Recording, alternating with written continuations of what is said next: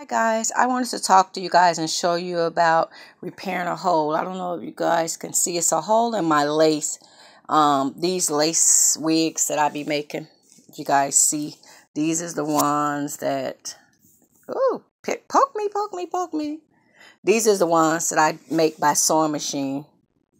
And if you guys can see, I sew them by sewing machine.